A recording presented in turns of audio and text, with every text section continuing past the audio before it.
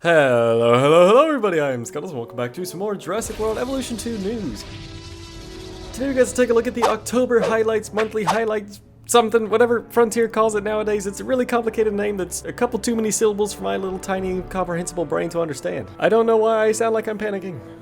But, nonetheless, despite the fact that I had classes today, I was eventually able to go and take a look at it, and here's the news. While there weren't really that many new things shown in the stream today, there were still a couple items that were new, so let's get right into it.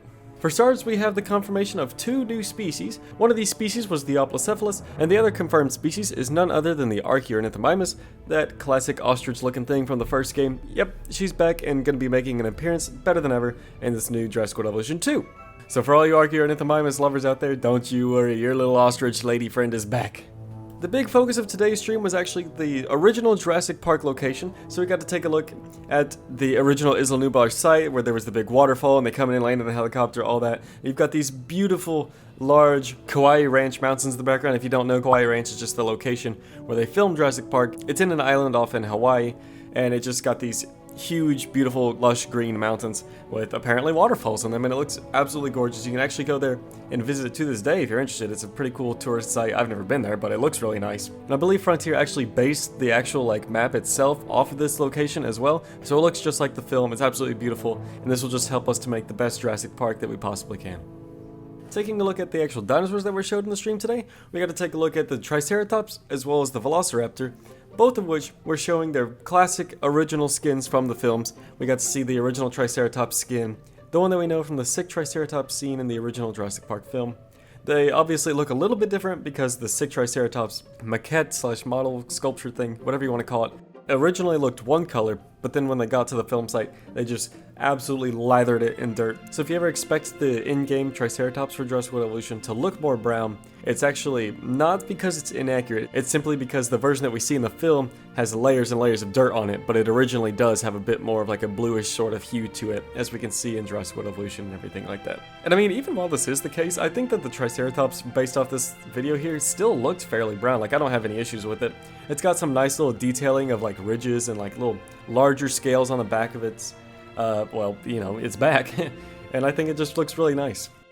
And just like the Triceratops, the Velociraptors can also be seen wearing their classic Jurassic Park 1993 skins, looking ferocious as ever. These creatures look absolutely stunning. It's a shame that they're released at nighttime, so they're not as easy to see, but I'm going to show you the releasing of them right now, even though it's a bit dark, and then later on in this video I'll mention something else that they do which shows them in daylight, so don't worry, you'll be able to see them in daylight soon. Editor Scuttles peeping in, I also thought that this looked like a reference to the original Raptors in the Kitchen scene. The way that these raptors here lean down and snarl at one another, this just feels like it could be a little bit of a reference. I don't actually have any sort of confirmation on that, that's just the sort of hunch that I got from it, so you guys will have to let me know if you agree or disagree, but I just thought it was something kind of neat.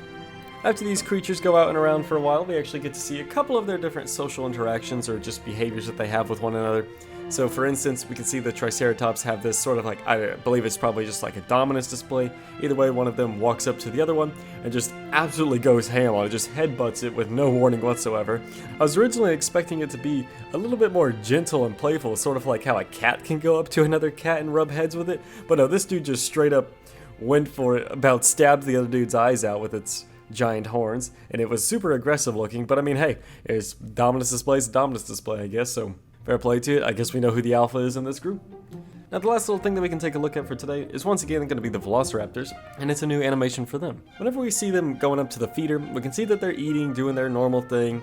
One raptor goes, just starts munching on some meat. Another raptor comes up, nothing too crazy happens, they just both start eating.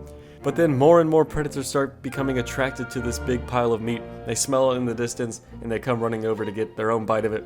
And being these large, aggressive, meat-eating animals that they are, they're obviously going to get a little bit defensive over their food because they don't realize how feeders work and everything.